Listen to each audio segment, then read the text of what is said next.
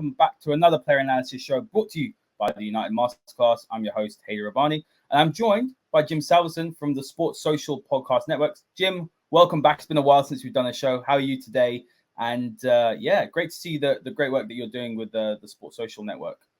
Yeah, no, good to be here. Cheers for inviting us. I could have done without seeing the goal against West Ham in the intro. There's been plenty of them this season to pick from, but still good to be here. Fantastic. And I think last time we spoke, actually, we were talking about Declan Rice again. So we're going to be speaking about Declan Rice today. And, he's had a great season, hasn't he, in terms of his performances, in terms of helping West Ham on this fantastic run. I mean, we're recording this before the Conference League final. But what an amazing sort of leadership, impact in games on that. And I think what we have to maybe highlight from him is that West Ham had a really difficult season, haven't they, in terms of in the league? They haven't really hit the heights that we maybe expect them to. But he's really stepped up, and while others haven't performed, he's been a really shining light for West Ham this season. Yeah, I mean, it's been a problematic season for West Ham as a whole. The journey through the Europa Conference has been a small glimmer of light, but I think you've got to balance that with the quality of the teams that we've played in that competition, which has been, I think, saying championship level would probably be slightly generous at times. It's not been of a high level, but I mean, I'll take being in the final. But the performance in the league, certainly for the first 75% of the season, have been very poor. And there's just been too many players off the boil. There's been the wrong decisions made from a managerial point of view. Like players like Bowen, who are so good the season before and so instrumental in the Europa League the Europa League journey the previous season, and the good performance in the league just haven't been quite at the races for a lot of the season. But Declan Rice has been the consistent, and I don't think I've seen him maybe one bad game this season. He has just been the centre point and so consistent through the entire season. Absolutely. And before we go into talking about what his best position is, because depending on who he's been linked with, I mean, at the time of recording this, Bayern Munich, Thomas Tuchel's had conversations with him. Arsenal look like they're probably the leaders, and he does want to stay in London. I'll let you kind of dive into that a little bit later on in terms of where you think he'll go. United as well have the interest. Mason Mount's his best friend, and like I said, at the time of recording, Mount hasn't signed, but we expect him to sign, so that could be an interesting situation and development. But when you have a look at Declan Rice's ceiling, how good can he be? You watch him week in, week out, because a lot of money's been quoted. Let's be honest. You're looking north of 90 to 100 million, maybe even more, 120 million. You don't know. That's the level of investment that clubs will have to probably make. I'll be honest. I was a huge fan of him, and then when I was thinking about him or Casemiro, when I watched him for England, I think he's got great reading of the game, great engine. I think he's actually very, very underrated in his ball carrying abilities. My only thing is when he played as a number 6 and was asked to, let's say, play, start the attacks or pick the ball off the centre backs, I didn't think he had the passing range. And when I was looking at the fees being quoted, I was like, I wasn't too sure. Casemiro came into United, amazing player, but you got to look at the age factor as well. Probably struggles a little bit in tight spaces with the ball. When you look at Declan Rice compared to, let's say, a Casemiro, I'm going to compare him to number 6s and a Rodri. Where do you think he ranks, and what's his ceiling? Can he surpass both of them? Because they're both obviously world-class, fantastic players. Yeah, I mean, he's a young player still, and I think that's why the price tags are as high as they are. And I mean, the club have said they want 120 million for him. I think that's completely unrealistic. I think you're talking about the 80 million mark is probably what you'd imagine they'll accept and for him to move on. I mean, I genuinely think he can be the best in the world in his position easily. And I don't think he's too far off that at the moment. And you mentioned Rodri. I mean, he probably, if you look at the Premier League, he's the best in that position in the Premier League at the moment. And I think in terms of his ability to break up play and his ability to read the game in a defensive situation, he's probably on a par with Rodri. And as you mentioned, it's maybe that progressive passing that potentially needs more work. But the last 12 months or so, I think we've seen a huge development in Declan Rice's game in those particular areas. He's always been brilliant at reading the game and breaking up play. And I think he's one of, I always think when a defensive midfielder looks like he's putting in no effort at all, that's when you know he's having a good game, when he's just finding himself in those right positions and breaking up passes. And that's when a player's having a good game. He's always had that about his game for the last few seasons. This year, what we've seen is his ability to go and get the ball off the centre-backs and to drive forward through midfield. And he's even added a few goals to his game every now and again. I mean, he's never going to be a goal-scoring midfielder, but he's got a handful of goals in there as well. And that's been a real development point for him. And so I think it depends quite a lot on who he plays with in midfield. And I think that's one of his strengths as a player is his adaptability. You mentioned earlier that he's been compared. Someone would have said he could play at centre back. He could play at centre back. It'd be a huge waste of his talent, but he could play at centre back. But he has that flexibility in midfield as well. And we saw for England during the World Cup that if he plays with Calvin Phillips, then he has that freedom to go forward a little bit more and that freedom to link up with the attack, because Calvin Phillips then plays that quarterback role and kind of can play that range of passing that he's got in his game. Whereas when he plays for West Ham, I think almost ironically, West Ham don't make the most of him because he's asked to sit a little bit more and do more defensive duties to allow Souček to then get forward into the box and become an attacking threat. So, yeah, I mean, that's a roundabout way of saying he can be the best in the world, but I think it very much depends with who's around him to whether you're going to get the most out of him. Absolutely. Let's drill into more of his best positions. I'm going to get a few statistics up here from FBref. So if you listen to this on Apple and Spotify, guys, get yourself to YouTube, hit the like button, hit the subscribe button, and have a look here. And you can see mine and Jim's beautiful faces. But if you're having a look here, Jim, at some of the statistics, so if we lend to what he's really great at as a number 6, look at those interceptions. He's in the 95th percentile in Europe for other midfielders in that position. I mean, that's phenomenal. So the tackles aren't that high, but that suggests to me, you always hear it, footballers say, if I'm making tackles, it's because I'm making mistakes or I'm not reading the game properly. When you think about if he moves to, let's say, Man United, or if he moves to even an Arsenal, where these teams should dominate more possession and territory, if, let's say, the fullback's gone forward, you're going to need a player that's, one, can cover the ground, and two, is fantastic at reading the game and intercepting. So when you have a look at some of these statistics from, let's say, a number 6 point perspective, I mean, I want to ask you, do you think he's a number 6 or do you think he's a number 8? Because if he came to United, let's say, for example, I could see him playing with Casemiro as a 6 and then Declan Rice as the 8, because you look at his progressive carries, something United struggled with this season. And Christian Eriksen's a wonderful footballer on the ball, but there's no one that can actually pick the ball up from midfield and drive through the press, let's say. There's no one that can, for example, hold on to the ball, use their physicality as well, bring us into the game from midfield. That's what I'm finding with United this season. Hence why United are looking at someone like Declan Rice or Mason Mount, 2 players that are really, really good at covering the ground, great engine, great pressers, but also comfortable carrying the ball. You also look at the progressive passes. Surprisingly, he's in the 80th percentile, which shows that that's an area of his game that has improved. And then even passes attempted in the 76th percentile. So he is passing the ball more. And I expect if he goes to United, Arsenal, even Bayern Munich, he will pass the ball a lot more. You might be seeing him up in the 80s and 90s. When I'm looking at this, just from a statistical point of view, and I'll let you watch him much more than I do. But when I watch him and when I look at the statistics, I actually think you might be wasting him as a number 6 because of the fact he's so good at carrying the ball. Those progressive carries are something that I think a handful of midfielders in the world are good at, as well as being good defensively, if that makes sense. So I think when you look at someone like Frenkie de Jong, great progressive ball carrier, but maybe not the strongest defensively. So I think he's quite a unique profile where, yes, he can be a great number 6, but I think as number 8, if you could even develop his game and make him a box-to-box midfielder. Yeah, I mean, like I said, that's been the big development of his game over the last 12 months, has been his kind of movement forward along the pitch, I guess. And if you asked me 12 months ago, I would have said his position is a number 6. He's a CDM. He's going to sit there. He's going to break up play. And occasionally he's going to be that link up. But I think that attacking element has definitely been added to his game. And at the risk of repeating myself, it kind of like he's got that flexibility depending on who he's going to sit alongside as to what elements of that you can bring out. And I imagine, I mean, he's not going to go to Manchester City, but a coach like Pep Guardiola, who maybe has that flexibility in their game, who likes to use their players in different ways, I think he would have flourished in that current scenario. But they're well versed in that area, so he's not going to go to City. So we're not going to see that part of his development. But you can see him fitting in there. So yeah, I don't think he's necessarily playing in his best position as a 6, but I imagine we'll see him move forward as he progresses, and he can be used as that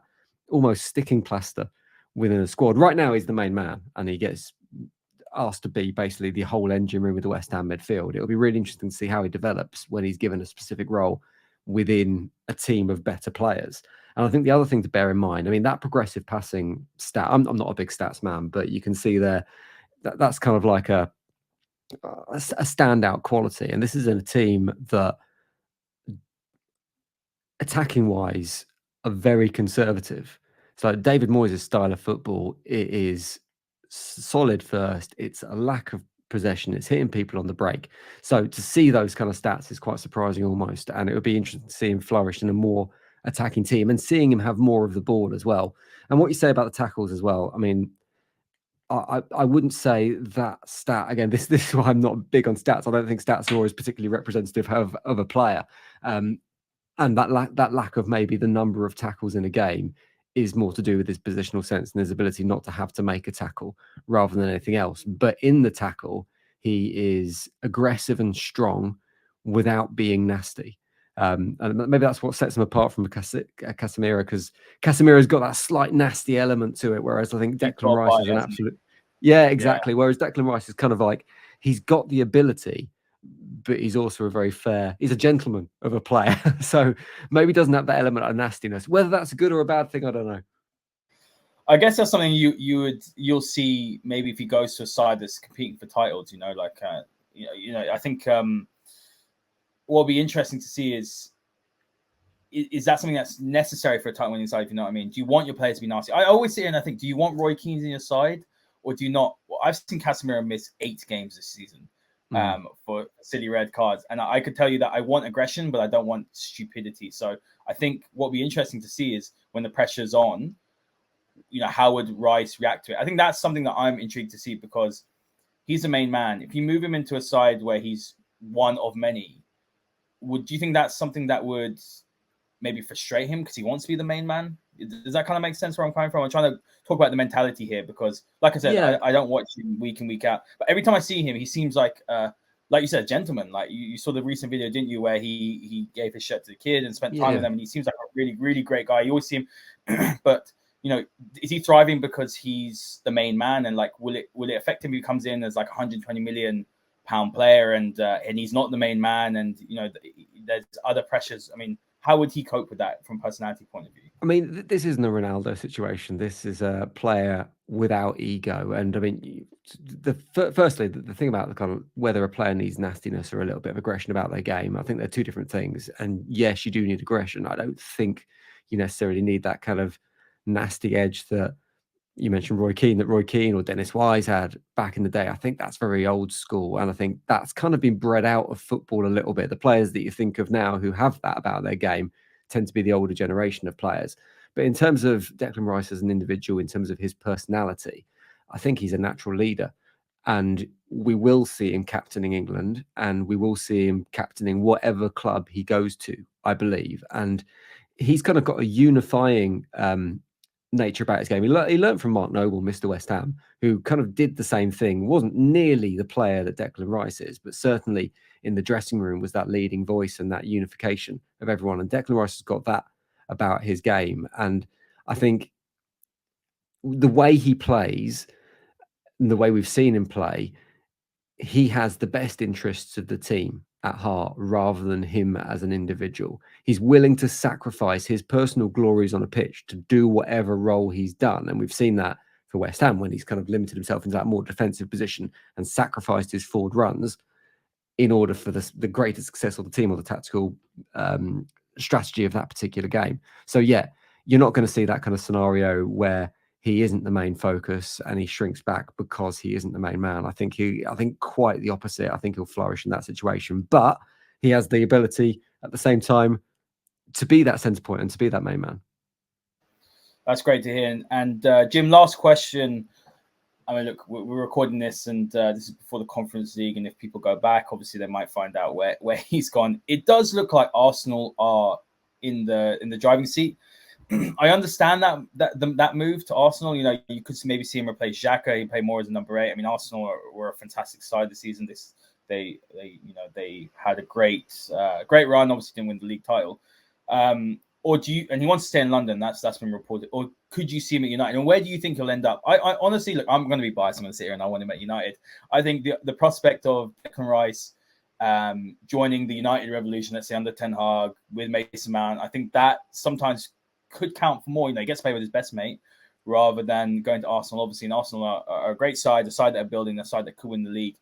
I don't know. I just think I think he could be part of that new era of players that help Ten Hag to go and build and rebuild Man United. I don't know. I'm being biased. I'm a United fan. My brother very biased. Very biased. It's an Arsenal fan. United is, I think, a more of a difficult, longer term project in terms of they're much further behind Arsenal. Arsenal could add Declan Rice, a few more others, and win the title next year. I mean, I think you've got to look at Declan Rice's motivation for leaving, and he loves West Ham as a football club. You can see that when he plays. I'd also say I don't think it's 100% a done deal that he will leave. I think the deal has to be right for everyone, and there is an option to extend his contract for a year. So West Ham could feasibly hang on to him for another season and then still sell him for an obscene amount of money the next season, which, who knows? I mean, who knows what's going to happen in the next 12 months in terms of his player development? He could be worth even more in 12 months' time. But at the same time, I think the club and the fans hold absolutely...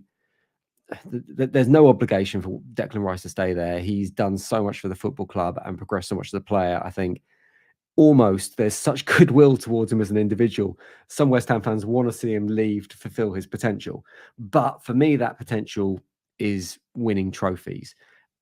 And with the best will in the world to Manchester United, you're not there yet. It's like you can see the developments under Ten Hag. You can see there is potential there, but there needs to be a change of ownership, and there's a lot of work to do with that playing squad. Arsenal at the moment are closer. There are a few players short. They need a left back. They need a Declan Rice, a CDM. They need a striker, and they will be right up there competing next season. But beyond going to Manchester City, where are you guaranteed trophies in the league at the moment? I think actually the most realistic argument at the moment in terms of his transfer is Bayern Munich. I can see him. Yeah, I could think he'll probably look at the likes of Jude Bellingham and the development that he's had in the Bundesliga, and also the potential to win trophies at Bayern, and go, well, hang on, I could do 2 years in Bayern, and then I could come back to England. It kind of softens the blow from leaving one Premier League club to another. I mean, West Ham and Manchester United don't have the greatest reputation in terms of friendliness, and blame Paul Ince for that 35 years ago, whenever it was.